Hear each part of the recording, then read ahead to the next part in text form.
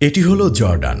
Syria, Iraq, Saudi আরব, Israel এবং ফিলিস্তিনের সাথে বর্ডার শেয়ার করা মিডল ইস্টের সেই একমাত্র দেশ যা এত বিপজ্জনক এলাকায় হওয়া সত্ত্বেও একেবারে শান্তিপূর্ণ এবং স্থিতিশীল। আপনি যদি এই ম্যাপটি গুরুত্ব সহকারে দেখেন তবে দেখবেন জর্ডানের সমস্ত প্রতিবেশী দেশে অস্থিরতা বা যুদ্ধ চলছে। সিরিয়া, ইরাক, ইসরায়েল এবং ফিলিস্তিনের মতো দেশের সাথে যুক্ত থাকা সত্ত্বেও জর্ডান সেই আগুন থেকে বেঁচে আছে যা এই দেশগুলোতে লেগে আছে। কিন্তু আসলে এমনটা কেন? যদিও হাজার বছর ধরে জর্ডান একটি দুর্বল দেশ ছিল যার উপর অনেক সাম্রাজ্য আক্রমণ করেছে, কারণ এটি জেরুজালেম এবং হেব্রনের মতো পবিত্র শহরগুলোর পথে পড়ে। আর এই শহরগুলোতে পৌঁছানোর জন্য ব্যাবিলনীয়, মুসলিম, ক্রুসেডার এবং অটোমান সাম্রাজ্য এই পথটি ব্যবহার করেছে। তাহলে আজ জর্ডান এত শান্তিপূর্ণ কেন? এই প্রশ্নের উত্তর জর্ডানের ভূগোল, ইতিহাস এবং তার কিছু পলিসির মধ্যে লুকিয়ে আছে। চলুন আজকে সেই সব নিয়েই আলোচনা করা যাক।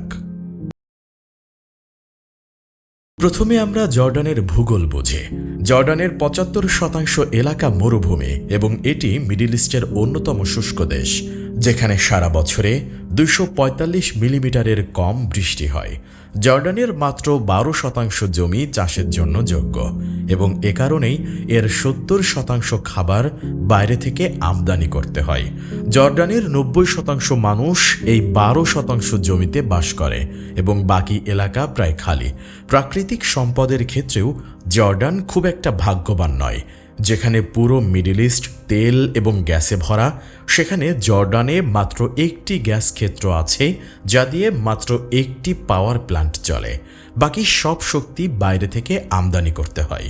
ভৌগোলিক এবং সম্পদের দিক থেকে জর্ডান সম্ভবত মিডল ইস্টের সবচেয়ে হতভাগা দেশ, কিন্তু এই প্রতিকূলতাই জর্ডানকে একভাবে নিরাপদ রেখেছে।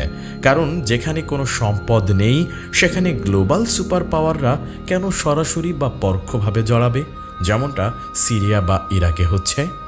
জর্ডানের ইতিহাস দেখলে বোঝা যায় তা বর্তমান পরিস্থিতির ঠিক উল্টো। জর্ডানের ওপর সবসময় বিভিন্ন সাম্রাজ্য আক্রমণ এবং নিয়ন্ত্রণ করার চেষ্টা করেছে। আজ থেকে ৩০০০ বছর আগে জর্ডানে আম্মান, মোয়াব এবং ইদোম রাজ্যের রাজত্ব ছিল, কিন্তু কিছুদিন পর এই তিনটি রাজ্যই অ্যাসিরীয় সাম্রাজ্যের অধীনে চলে যায়। এরপর ব্যাবিলনীয়রা এই এলাকা দখল করে। ৫ম শতাব্দীর দিকে এটি পারস্য সাম্রাজ্যের অধীনে যায় এবং পরে গ্রিকরা পারস্যদের হারিয়ে এটি দখল করে।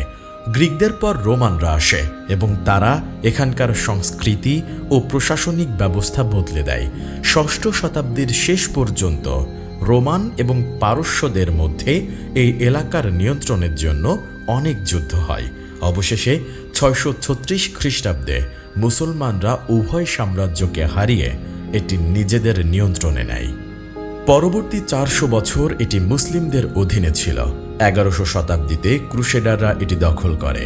১২শ শতাব্দীতে মুসলিমরা আবার ক্রুসেডারদের হারিয়ে এটি উদ্ধার করে এবং ১৫শ শতাব্দী পর্যন্ত এটি মিশরের মামলুকদের অধীনে ছিল।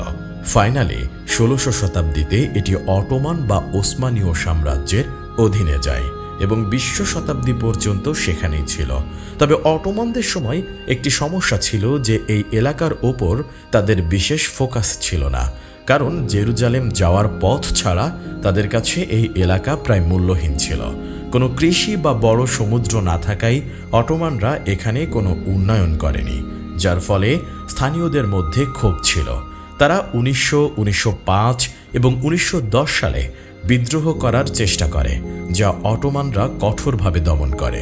স্থানীয়রা এই আঘাত মনে রেখেছিল এবং প্রথম বিশ্বযুদ্ধে তারা অটোমানদের বিরুদ্ধে ব্রিটিশদের পক্ষ নেয়। যুদ্ধের পর জর্ডান ব্রিটিশ কলোনি হয়ে যায় এবং ১৯৪৬ সাল পর্যন্ত তাদের অধীনেই ছিল। ১৯৪৬ সালে জর্ডান স্বাধীন দেশ হিসেবে আত্মপ্রকাশ করে। এখন জর্ডানের নাম হলো হাশেমীয় কিংডম অফ জর্ডান এবং এর রাজা ছিলেন কিং আবদুল্লাহ হুসেইন। স্বাধীনতার পর জর্ডান এক জটিল পরিস্থিতিতে ছিল। ঠিক পাশেই নতুন রাষ্ট্র ইসরায়েল তৈরি হয়েছিল, যার বিরুদ্ধে পুরো আরব বিশ্ব ছিল। স্বাধীনতার মাত্র 2 বছর পর 1948 সালে জর্ডান 7টি আরব দেশের সাথে মিলে ইসরায়েলের বিরুদ্ধে যুদ্ধে নামে। একে প্রথম আরব ইসরায়েল যুদ্ধ বলা হয়। এই যুদ্ধে জর্ডান ওয়েস্ট ব্যাংক এবং পূর্ব জেরুজালেম দখল করে নেয়। 1967 সাল পর্যন্ত এগুলো জর্ডানের অংশ ছিল। 1967 সালের 6 ডে ওয়ারে ইসরায়েল আক্রমণ করে ওয়েস্ট ব্যাংক, গোলান হাইটস এবং গাজা দখল করে নেয়। 1970 এবং 1973 সালেও জর্ডান ও ইসরায়েলের মধ্যে লড়াই হয়, যেখানে জর্ডানের ব্যাপক ক্ষয়ক্ষতি হয়। এই সময় হাজার হাজার ফিলিস্তিনি শরণার্থী জর্ডানে আসতে শুরু করে এবং জর্ডান তাদের জন্য বর্ডার খুলে দেয়। এর ফলে জর্ডানের অর্থনীতি এবং রাজনীতিতে খারাপ প্রভাব পড়ে এবং 1999 সাল পর্যন্ত সেখানে অস্থিরতা বিরাজ করে।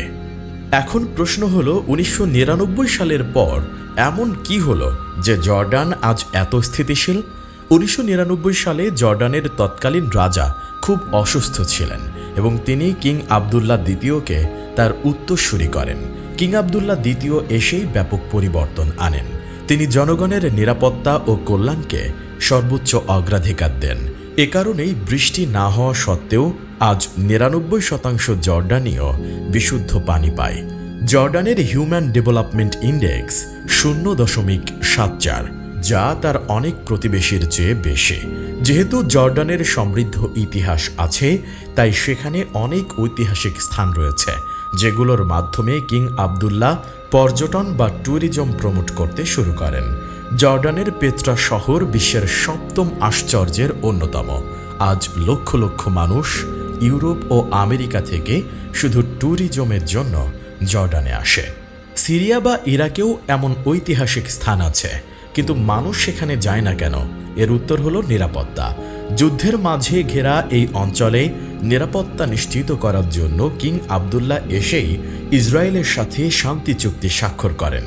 ইসরায়েলের সাথে ভালো সম্পর্কের কারণে জর্ডান অটোমেটিক ইউকে এবং ইউএস এর মিত্র হয়ে যায় এবং তাদের কাছ থেকে অর্থনৈতিক সাহায্য পেতে শুরু করে, যা জনগণের কল্যাণে ব্যয় করা হয়। কিন্তু ইসরায়েলের সাথে শান্তি চুক্তি ছিল দুই ধারী তলোয়ারের মতো, যেহেতু পুরো আরব ইসরায়েলের বিরুদ্ধে ছিল। তবে অন্য আরব দেশগুলো জর্ডানের বিরুদ্ধে অ্যাকশন নিল না কেন? এর বড় কারণ হলো জর্ডান পুরো বিশ্বে সবচেয়ে বেশি শরণার্থী গ্রহণ করা দেশ। জর্ডানে 30 লক্ষ ফিলিস্তিনি, 14 লক্ষ সিরীয় এবং হাজার হাজার ইরাকি বাস করে। এত শরণার্থীকে আশ্রয় দেওয়ার কারণে সব দেশ জর্ডানকে সম্মান করে, কারণ জর্ডান যদি তাদের না নিত তবে তারা সৌদি আরব বা অন্য গালফ দেশগুলোর জন্য সমস্যা তৈরি করত। তাই জর্ডান ইসরায়েলের সাথে চুক্তি করলেও অন্য আরব দেশগুলো খুশি যে জর্ডান এই লক্ষ লক্ষ মানুষকে আশ্রয় দিয়েছে এবং তাদের সাথে ভালো ব্যবহার করছে। এ কারণেই 2011 সালের আরব বসন্তের প্রভাব জর্ডানে খুব কম পড়েছিল। এই নিরপেক্ষতার কারণেই জর্ডানের সব প্রতিবেশী তাকে সম্মান করে, কারণ তারা জানে জর্ডান তাদের বড় একটি বোঝা বহন করছে। কিন্তু জর্ডানের এই স্থিতিশীলতা ও নিরপেক্ষতা এখন বড় পরীক্ষার মুখে। গত 1 বছর ধরে জর্ডান বেশ প্রো ইসরায়েল অবস্থান নিয়ে চলছে।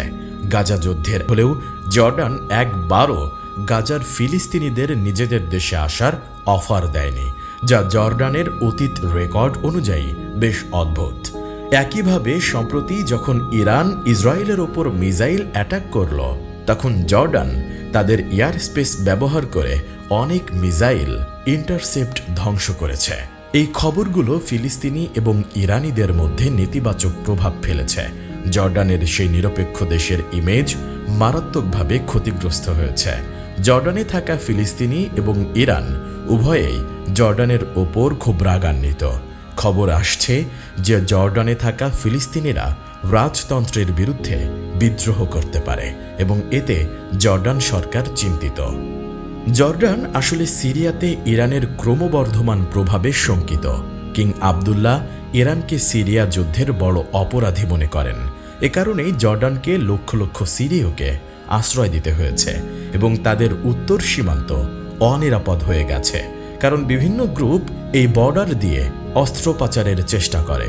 তাই কিং আবদুল্লাহ জর্ডানের আশেপাশে ইরান বা তাদের প্রক্সিদের সহ্য করতে পারছেন না। এ কারণে যদি ইসরায়েলকেও সাপোর্ট করতে হয়, তিনি পিছিয়ে আসবেন না।